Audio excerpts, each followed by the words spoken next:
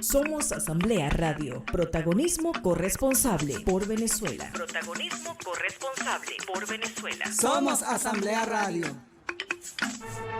A partir de este momento y durante los siguientes 30 minutos nos transportamos en el tiempo. Este es un programa sobre la historia del Poder Legislativo y otros hechos de gran importancia para la memoria de nuestro pueblo, donde se destacan los momentos más relevantes del Parlamento venezolano, sus protagonistas, estructura, sus diferentes sedes, partidos políticos, historia, curiosidades y anécdotas, desde principios del siglo XIX hasta el presente. Historia del Parlamento y algo más. Además de conocer la historia de nuestro Poder Legislativo, damos a conocer las efemérides más relevantes en nuestro país, destacando las correspondientes al ciclo bicentenario de nuestra América, resaltando el gran patrimonio histórico-cultural en la vasta colección artística arquitectónica del Palacio Federal Legislativo, sede de la Asamblea Nacional. No existe un gurú, es tan grato soñar, si se es grato el soñar. Muy buenos días, hoy 3 de febrero del año 2025. Bienvenidos a su programa Historia del Parlamento y algo más. Como todos los lunes le habla el historiador de la Asamblea Nacional, Peter Mendoza. Y hoy tendremos un tema bien interesante, ya que el pasado viernes 31 de enero recordamos la caída de la Segunda República de Venezuela y el fusilamiento del general José Félix Rivas. Aquel 31 de enero del año 1815, en la población de Tucupido, una población llanera que pertenece actualmente al estado Guárico, y todo lo que desencadenó el apresamiento y fusilamiento de general Rivas, quien además en los primeros tiempos de 1810 fue diputado a ese congreso que deriva del 19 de abril de 1810, esa Junta Suprema, que fue el preámbulo del Congreso instalado en el 2 de marzo de 1811. Y hoy 3 de febrero estaba comentando que también recordamos al gran mariscal de Ayacucho, Antonio José de Sucre. Hoy es su natalicio. Tendremos a Sucre hace 2 siglos, junto con el Libertador, intentando ya crear la nueva República de Bolivia, que en primer momento se llamará Bolívar, hacia 1825, pero es un tema que trataremos en otro programa. Y como todos los lunes me encuentro en compañía de la bella locutora investigadora de la UCB y también acá de la Asamblea Nacional, Carolina Caballero. Muy buenos días, gracias. Sí, bueno, hoy tenemos de verdad un programa bastante interesante, pero también reflexión, ¿no? Porque así es, fue la caída de la Segunda República y el fusilamiento del general José Félix Rivas. Fíjense bien que fue un gran patriota militar, que tuvo muchas contiendas bélicas por la independencia de nuestro país. Pero vamos a ahondar un poco más, aparte de un poco de su biografía, también un poco en el contexto en el que se encontraba cuando lo apresan, por qué sucede, cómo llegamos a ese momento. Y bueno, realmente fue una muerte bastante triste para la patria, pues. Entonces, ¿qué tal si comenzamos un poco con su biografía? Fíjense que nos dicen que es el último de los 11 hijos de Marcos Rivas y Betancur y de Petronila de Herrera, fíjate, de ascendencia canaria. Descendía por la línea materna de un capitán general y pertenecía a la clase mantuana. 2 de sus hermanos fueron eclesiásticos y su padre fue nativo de la isla de Tenerife y se desempeñó como regidor y alcalde ordinario del ayuntamiento caraqueño. Así que José Félix desde joven sintió inclinación por hacer carrera en el mundo religioso. En concreto quiso pertenecer a la orden de los franciscanos, fíjate qué interesante, quizás también siguiendo un poco los pasos de sus hermanos. No obstante, desistió de la idea y se dedicó un tiempo a lo que es el negocio de la agricultura. Fíjate que posteriormente, para el 1 de febrero de 1796, cuando ya tenía 21 años, se casó con María Josefa Palacios Blanco, es decir, la tía de Simón Bolívar, y así uniendo a la familia con el futuro libertador. El 8 de mayo de 1799, es decir, cuando ya tenía 24 años, presenció la ejecución de José María España en la Plaza Mayor de Caracas, razón por la cual se convirtió en un defensor radical de la causa independentista y republicana. Participó en las agitaciones precursoras, como bien lo habías dicho en un inicio, de la Revolución de Independencia. Y así el 15 de julio, fíjate, de 1808, contra los emisarios franceses y después en las conjuras con Bolívar y otros miembros de la aristocracia venezolana, celebrándose algunas en su casa, aunque también firmó la representación del 22 de noviembre de 1808 al capitán general manifestando su lealtad. Siguió conspirando con los Montilla, con los Zalias, con los Bolívar y otros. Integró aquel grupo gestor del movimiento que culminó en los sucesos del 19 de abril de 1810. Ese día excitó a la multitud y contribuyó a la presión que obligó a deponer al capitán general Vicente de Ampara y Orbe. Formó parte del municipio y fue uno de los miembros de la Junta Suprema que se organizó para gobernar a Venezuela el 25 de abril. Ese gobierno provisional en el que también ingresó su hermano Francisco José, sacerdote.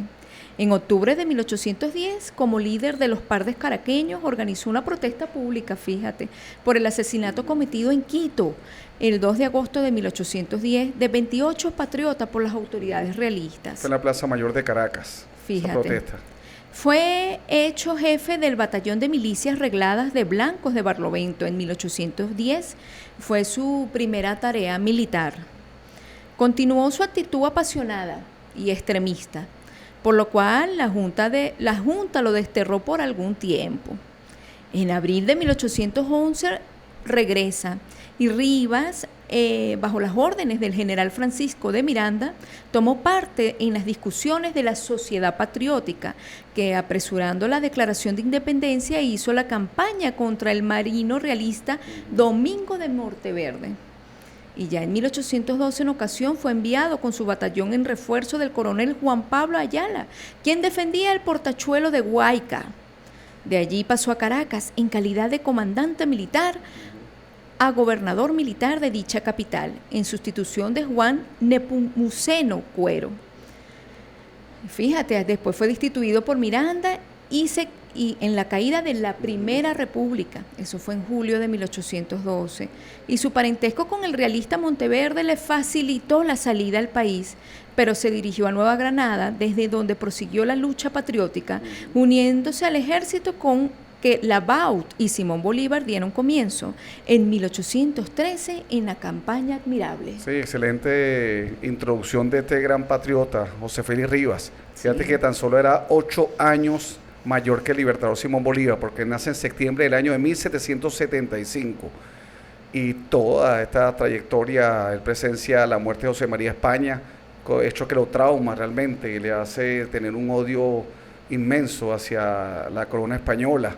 Al año 1799 se suma al proceso de independencia en las jornadas de abril de 1810. Él se llama a sí mismo el diputado del pueblo ante esa Junta Suprema.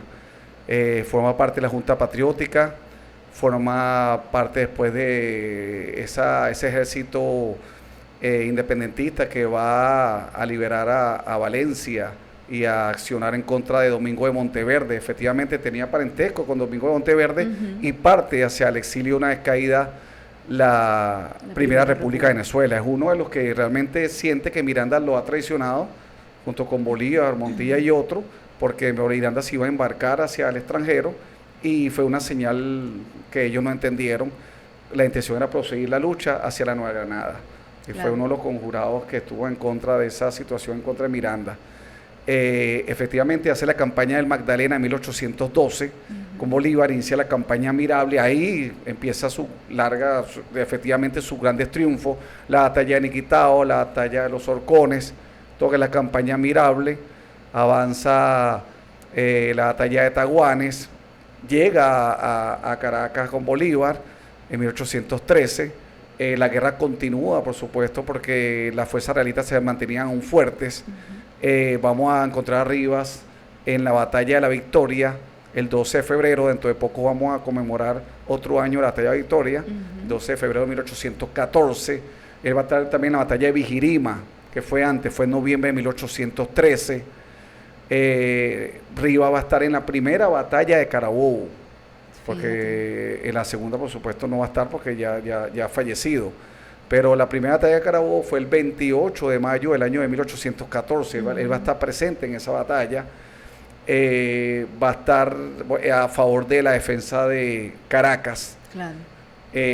tras la arremetida de José Tomás Boves. Bolívar se impone y viene lo que es la emigración de Oriente. En este contexto es que vamos a desplazar el teatro de operaciones hacia el oriente de Venezuela. En este momento existían dos ejércitos, el ejército de Oriente liderado por Santiago Mariño y el ejército de Occidente liderado por el libertador Simón Bolívar. Ellos habían quedado, Carolina, que cuando las operaciones eran en Occidente, los mandos, las decisiones eran de los generales de Occidente, es decir, Bolívar. Claro. Pero al trasladarse hacia el oriente, los mandos son los jefes orientales. Rivas hasta ese momento se mantenía invicto, Carolina, porque Rivas incluso en hamaca fue a derrotar, lo llevaron en hamaca a Francisco Roset en Ocumare del Tuy, que estaba amenazando a Caracas. Es importante también destacar que Rivas, José Félix Rivas, es quien le presenta a la joven caraqueña Luisa Cáceres al viudo Juan Bautista Arismendi. Porque Rivas era muy amigo del general y patriota Domingo Cáceres, que es un gran patriota. Vamos hacia el oriente, se desplaza el teatro de operaciones hacia el oriente, pierde mucho los patriotas, viene la batalla de Aragua-Barcelona, 17 de agosto de 1814, que es un desastre. También. Bolívar se le achaca la culpa de la pérdida del ejército en la puerta, se le señala de perdedor por emigrar hacia Oriente, se le señala de este desastre en Aragua de Barcelona, y Bolívar va perdiendo prestigio. Claro. Mientras que Rivas todavía no había perdido ninguna batalla. Así. Esta situación va a llevar que después llega Tomás Morales, llega a tomar Barcelona, Rivas se mantiene en el oriente, hay una amenaza hacia Cumaná, Rivas se mantiene en las cercanías de Maturín, incluso Rivas se surge como el máximo representante, como general en jefe del ejército patriota, Carolina, claro. Que incluso se va por encima, estando en el oriente, de Bermúdez y Santiago Mariño. Y no va, de todo termina aquí. Rivas firma una orden de aprehensión contra Santiago Mariño y su sobrino, que era el libertador Simón Bolívar. Bolívar es apresado cuando llega a Cariaco. Él va hacia Carúpano y en Carúpano deja el manifiesto de Carúpano el 7 de septiembre de 1814 y va hacia el exilio. Claro, Bolívar sale ya. Sale. Entonces la máxima jefatura que queda en territorio venezolano continental es el general en jefe José Félix Rivas. ¿Qué ocurre? Rivas va a intentar frenar a José Tomás Boves, se decide entre hacerse fuerte en Maturín o salir a su encuentro. Rivas, que se mantenía invicto, le dieron la razón a Rivas, y esa batalla, la batalla de Urica, el 5 de diciembre de 1814. La batalla la pierden los patriotas, pero muere José Tomás Boves. Y bueno, y vamos a un corte musical con Lino Gallardo, una música patriótica venezolana de principio del siglo XIX. Así que vamos y continuamos.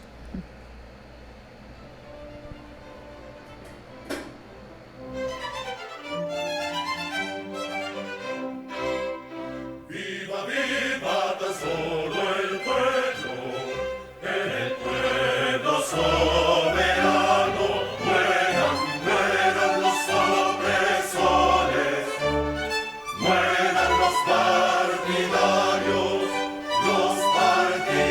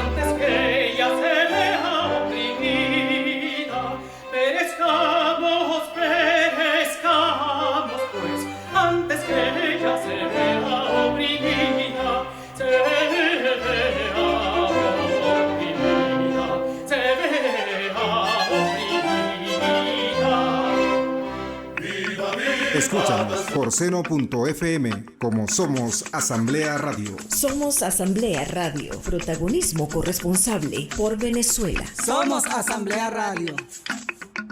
Escúchanos por seno.fm como Somos Asamblea Radio. Somos Asamblea Radio, protagonismo corresponsable por Venezuela. Somos Asamblea Radio.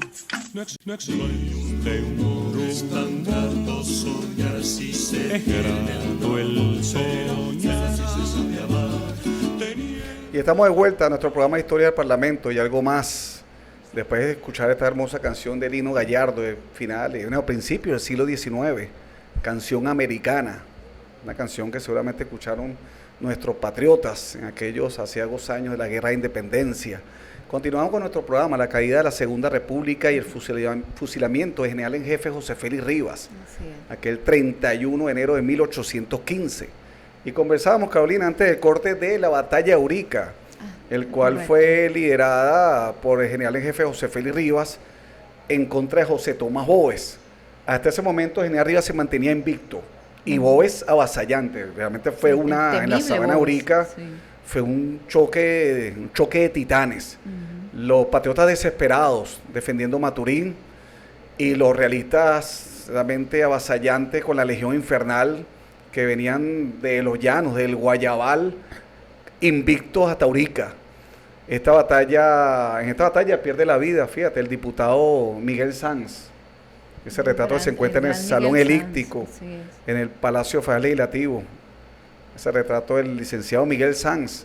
Fíjate, para la hora de su muerte él había escrito la historia de Venezuela. Qué bonito. Y lo tenía entre sus papeles. Y tras su muerte los realistas destrozaron ese libro, que se perdió para siempre, como tantas cosas durante la Guerra de Independencia, cruel y dura. Así es. Estaba recordando también, Carolina, que Rivas, para prepararse a combatir a Bóves y a la Legión Infernal, había creado unos batallones que se llamaban rompelíneas. Según algunos historiadores, estos batallones rompelíneas tenían la misión de golpear a las fuerzas realistas, fingir una retirada y volver.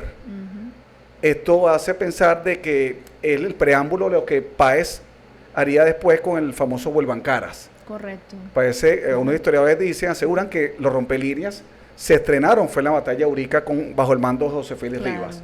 Y por supuesto, General Páez, todo es bueno, o sea, todo que sea positivo para la causa patriota, es positivo, lo toma de aquella batalla. Claro, que estuvieron presentes en esa batalla y después formarán parte del ejército de José Antonio Páez. Es una teoría interesante. En fin, la batalla de Urica se pierde, pero muere José Tomás Bóves, que fue un líder realmente cruel, pero tenía un liderazgo y una ascendencia muy grande entre las tropas realistas. Bolívar, a enterarse de esta muerte, dice que los realistas difícilmente tendrán otro líder como este, con aquel carisma y liderazgo.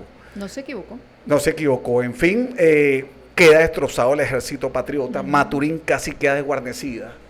Retrocede Rivas junto con Bermúdez para intentar una defensa desesperada de Maturín. Maturín es el último bastión continental de la Segunda República de Venezuela, en la isla, por supuesto, de Margarita. La isla de Margarita todavía resistía. Allí estaban los tesoros de la República. Allí estaban cuantiosos tesoros y emigrantes que habían escapado de Caracas y se refugiaban allí. Resisten hasta diciembre, hacia el 11 de diciembre de 1814. Tomás Morales toma la ciudad a sangre y fuego, violaciones, mortandad por doquier, y Rivas hace lo que puede. Pues. Bermúdez toma un rumbo diferente hacia el Tigre.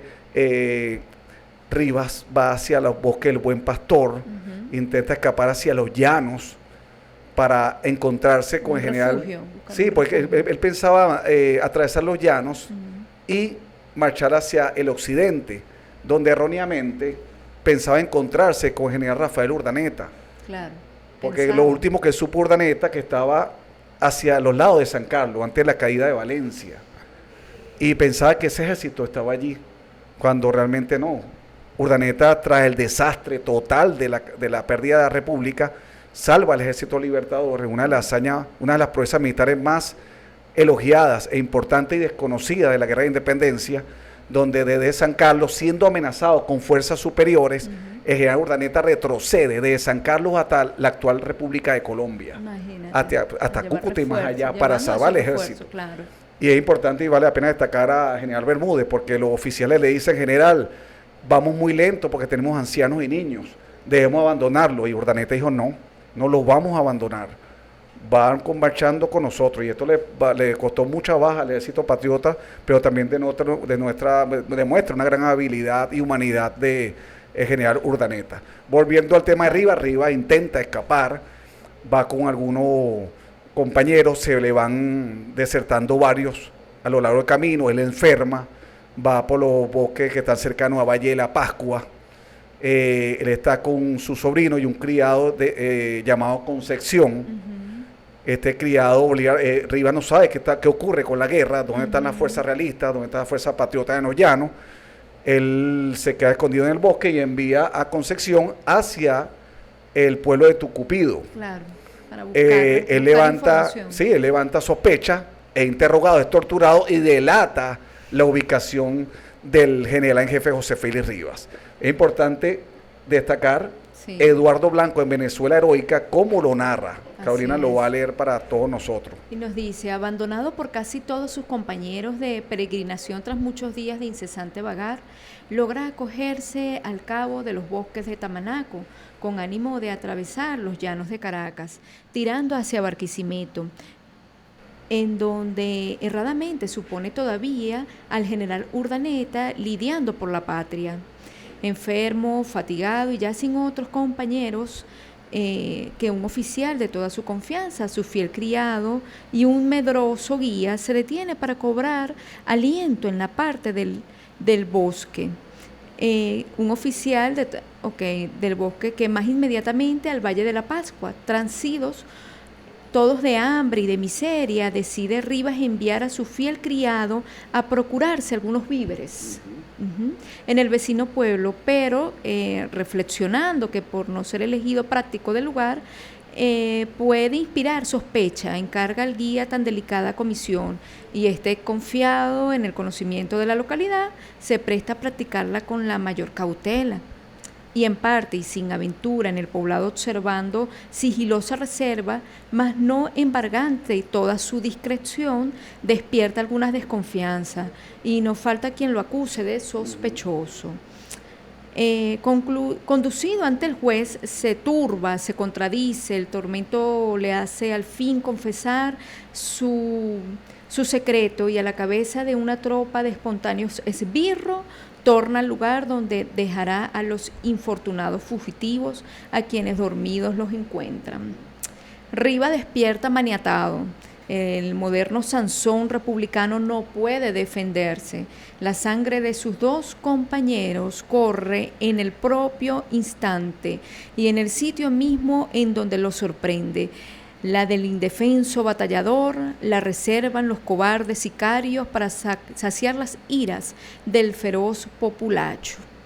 Conducido de poblado en poblado hasta la aldea de Tucupido, desde donde lo reclama con empeño para darle muerte al teniente Justicia Barrajola, frenética muchedumbre corre a encontrarlo y paso a paso le sigue encarneciéndole con obras y palabras soeces, sin que la frente altiva del vencedor en la victoria se incline una vez sola, apesarada, y erguido como en los días gloriosos de sus mayores triunfos, la sonrisa del desprecio en los labios y el amor a la patria vivo en el corazón, rinde la vida al invicto guerrero a manos de oscuros asesinos, desafiando la muerte y llenando de confusión y espanto a sus propios verdugos. Así termina su carrera de triunfos a los 39 años, aquel pujante lidiador a quien Bolívar apellidará el Invencible. Así el soberbio atleta selló sus credenciales a la inmortalidad. Su muerte privó a la patria de un poderoso defensor de aquellos de sus derechos ultrajados, que nuevamente tornará a ventilar. Para los realistas fue un motivo de gran satisfacción. Aquella espada los había flagelado en 100 batallas, y Orcones, y Niquitao, y Vigirima, y Ocumare del Tuy, y La Victoria, y la Primera de Carabobo eran inolvidables. Mutilado el cadáver del héroe, la poderosa diestra terror de los enemigos de la patria fue colgada en un palo a media lengua de Tucupido en el Camino Real. La cabeza frita en aceite y puesta en ella por escarnio, el gorro frigio que usara siempre como emblema de la libertad, la encerraron en una jaula de hierro y hubo prisa a enviarla a Caracas, en cuya plaza mayor se colocó en una horca levantada al efecto para tamaña afrenta. Y luego aquel augusto despojo que impiamente negaron a la tierra lo mantuvieron suspenso durante muchos años en la llamada Puerta a Caracas, a la salida del antiguo camino de La Guaira, proclamando con ello toda la importancia que daban a aquel muerto y todo el odio en que los abrazaba la venganza. Sí, estuvo en la Plaza Mayor un tiempo.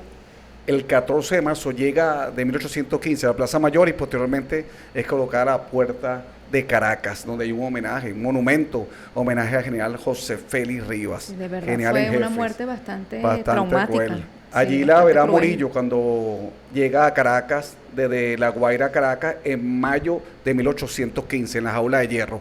Bueno, hemos llegado al final de nuestro programa, Historia del Parlamento y algo más. Un homenaje al general en jefe José Félix Rivas. No, antes queremos mostrar Y rapidito. tenemos, antes de partir, el retrato del general José Félix Rivas, pintado por Martín Toay Tobar, que se encuentra en el Salón Elíptico del Palacio Federal Legislativo y que mostramos durante nuestra visita guiada acá a la Asamblea Nacional. Bueno, se despide el historiador de la Asamblea Nacional, Peter Mendoza. Y por aquí Carolina Caballero, gracias y espero haya sido de su agrado. Así que síganos a través de las redes sociales, a través de Somos Asamblea Radio y bueno, no olviden compartir para que bueno, muchos más les llegue esta información y este homenaje a nuestro querido general José Félix Rivas. Hasta la próxima. Hasta la próxima. Somos Asamblea Radio. Un canal de comunicación de la Asamblea de Venezuela para promover la participación ciudadana. Escúchanos por seno.fm como Somos Asamblea Radio. Somos Asamblea Radio. Escúchanos por seno.fm como Somos Asamblea Radio. Somos Asamblea Radio. Protagonismo corresponsable por Venezuela. Somos Asamblea Radio. No extraño de un oro tan alto soñar si se